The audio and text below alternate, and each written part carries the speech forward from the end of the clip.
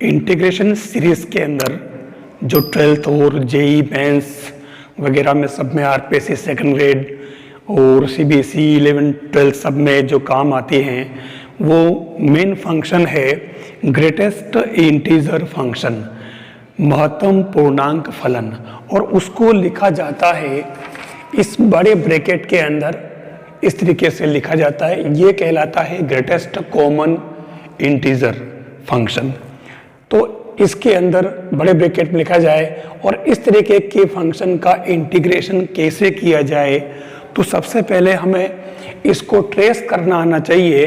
Trace करने में मैंने बता रखा है, जो नंबर लाइन पर आप देखें, यहाँ इसमें एक सिस्टम है कि 1 2 3 4 इधर माइनस में, उधर वाई एक्सिस पे पॉजिटिव और नेगेटिव, ये जो बता रखा है, यानी इसके अंदर 0 से 1 के बीच में अगर लिया जाए लिमिट, तो ये 1 इंक्लूड नहीं होता इसके अंदर, यानी 1 से जस्ट पहले वाली डिजिट इसमें शामिल होगी और 1 से जस्ट पहले वाला जो ग्रेटेस्ट इंटीजर है वो है 0। तो उस केस में 0 और 1 के बीच में आप देखिए x greater and equal than 0 and less than 1, तो उस केस में x की वैल्यू यानी ग्रेटेस्ट कॉमन इंटीजर की वैल्यू 0 होगी। अगर यहाँ -1 less and equal than x less than 0, यानी -1 और 0 के बीच में है अगर यहाँ, तो इसकी जो वैल्यू होगी वो -1 होगी। ये इसी तरीके से 1 और 2 के बीच में है तो x की वैल्यू यानी इस फंक्शन की वैल्यू 1 होगी, और यहाँ अगर 2 और 3 के बीच में है तो यहाँ 2 होगी। यहाँ बता रखा, ये इंडिकेशन का मतलब यही है कि 2 से जस्ट पहले, ये 2 इंक्लूड नहीं है इसके अंदर, ये 2 इंक्लूड नहीं है, 2 से जस्ट पहले वाला इंटीजर यानी कि 1 हो जाएगा। यहाँ 3 इंक्लूड नहीं है, 3 से जस्ट पहले वाला इंटीजर यानी कि 2, तो 2 और 3 के बीच में यानी कि 2 होगा, 3 और 4 है तो 3 होगा, ऐसे ही इधर भी लिया जाएगा। तो ये एक तरह से ग्रेटेस्ट कॉमन इंटीजर फंक्शन जो होता है उसकी डेफिनेशन है, जिसको हिंदी में महत्तम पूर्णांक फलन कहते हैं। और इस पर क्वेश्चन बनता ही है, चाहे कोई सा भी एग्जाम हो, और उसमें जब तक ये डेफिनेशन क्लियर नहीं हो तब तक हम इसका क्वेश्चन नहीं कर पाते हैं। अब यहाँ इसका इंटीग्रेशन करना है तो आप देखना, हमें इसको ब्रेक करना पड़ेगा, इसको अलग अलग टुकड़ों में लेना पड़ेगा। लिमिट को 0 से 3 है तो हम इसको 0 to 1,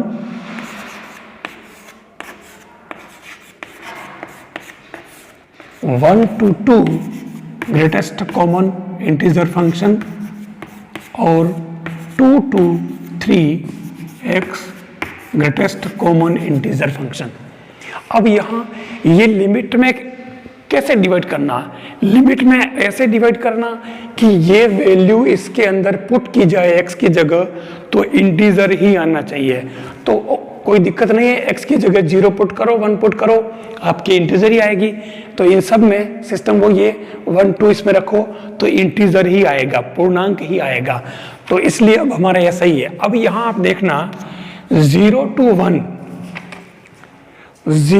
1 के बीच में 1 इंक्लूड नहीं है, तो उस केस में यहाँ पर देख लें आप 0 to 1, तो इसकी वैल्यू क्या है 0, तो उस केस में यहाँ 0 to 1 0 dx।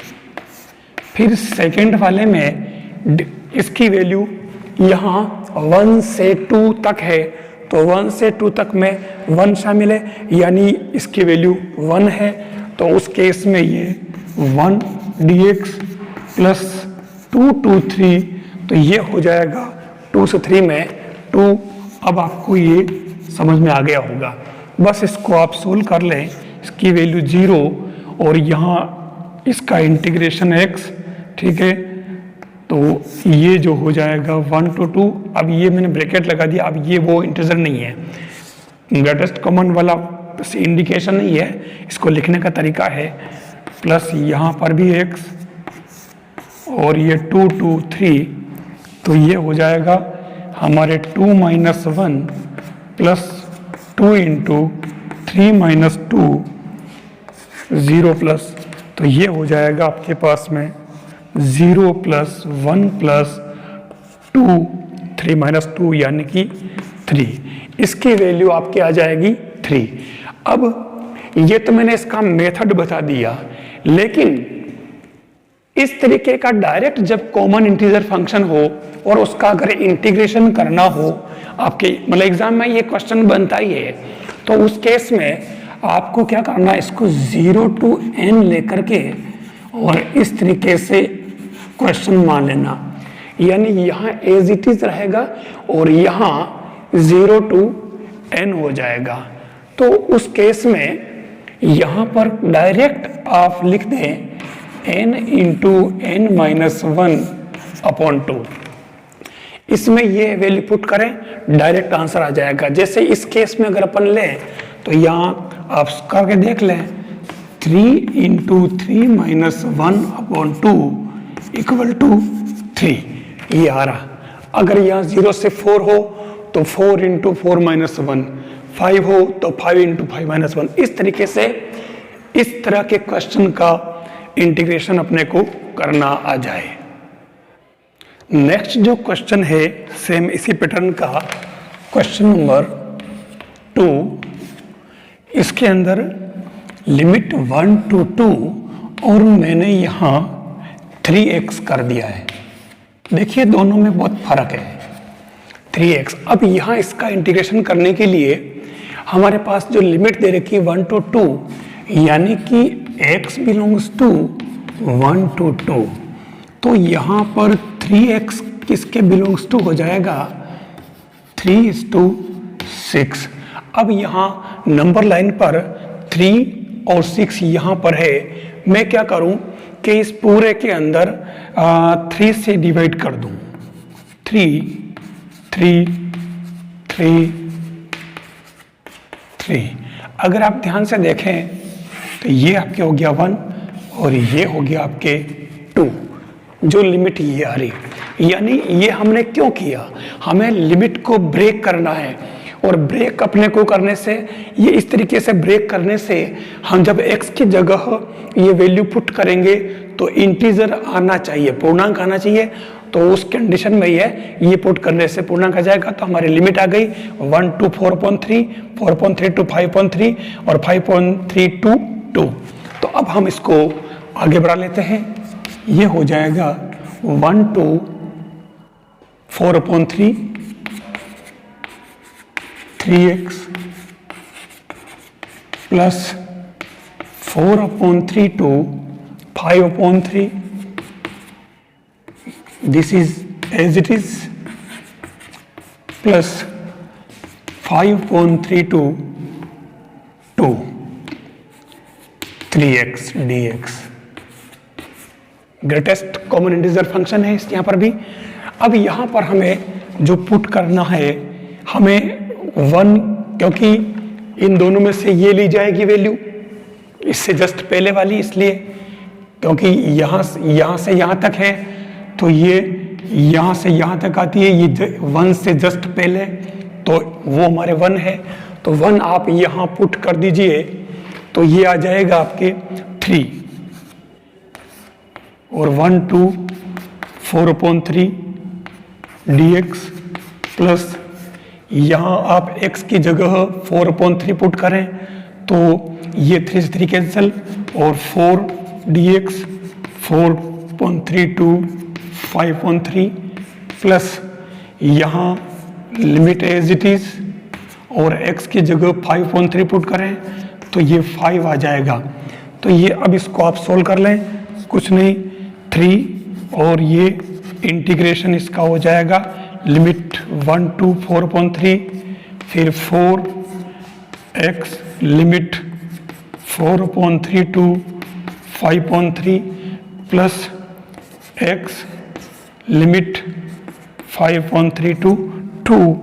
तो ये हो जाएगा 3 into 4/3 minus 1, 4 into 5/3 minus 4/3 plus ये हो जाएगा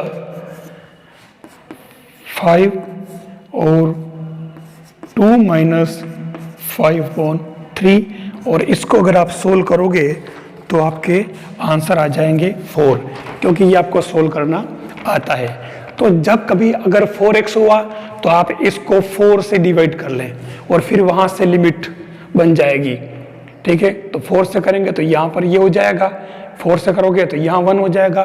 तो उस केस में आपको ये यहाँ से स्टार्ट करना है, जो भी दे रखा हो 1 to 2 यहाँ लिखा। अगर 4x है तो यहाँ 4x निकाल लें, तो ये क्या हो जाएगा 4 और ये हो जाएगा 8। तो इस तरीके से 3x 4x कुछ भी आए आप ऐसे सोल्व कर सकते हो, ज़्यादा इसमें कोई देर लगने वाली नहीं है। नेक्स्ट एक क्वेश्चन और ले रहा हूँ मैं ग्रेटेस्ट कॉमन इंटीजर का। ये है x स्क्वायर बड़े ब्रैकेट में और 0 to 1.5 है।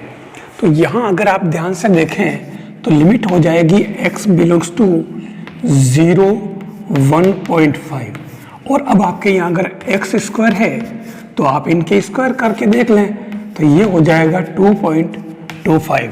अब यहाँ पर आपके क्या है, यहाँ x स्क्वायर है तो आप इनके, क्योंकि हमें ये स्क्वायर की वैल्यू है और हमें रूट में चाहिए, तो आप इन सभी को रूट बना दीजिए इस तरीके से। तो आपके ये 1 हो जाएगा, ये 1.4 1.7।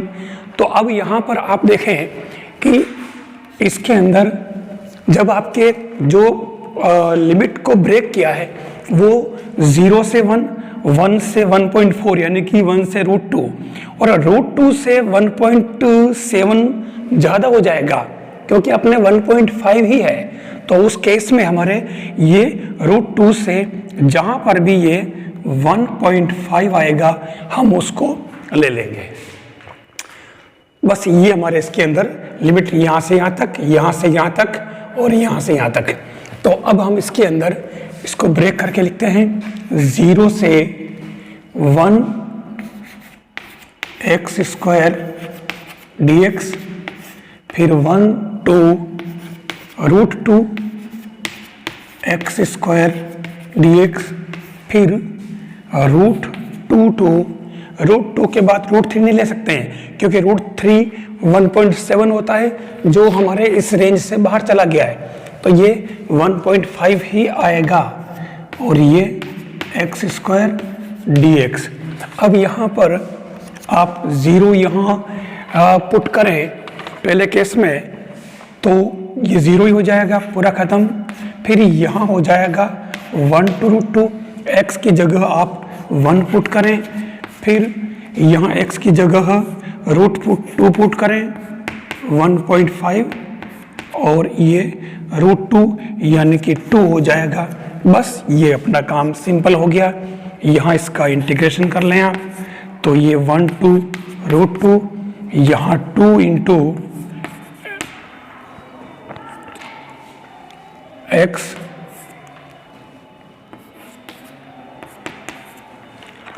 बस ये इसके अंदर ये इनका इंटीग्रेशन हो जाएगा।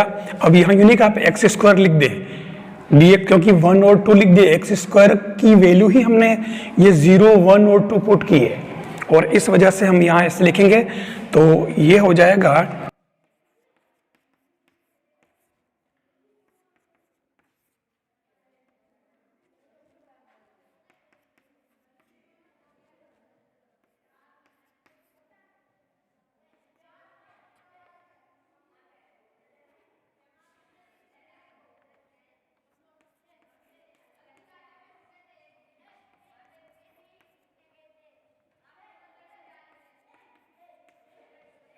ये इसको सोल्व करने पर ये इसका आंसर आ जाएगा ग्रेटेस्ट कॉमन इंटीजर का। इस तरीके से मैंने 3 क्वेश्चन लेकर के आपको बता दिए। इस तरीके से आपको जो एल्जेब्रिक या पॉलिनोमियल टाइप के फंक्शन आते हैं उनको आप इस तरीके से इंटीग्रेशन कर सकते हैं।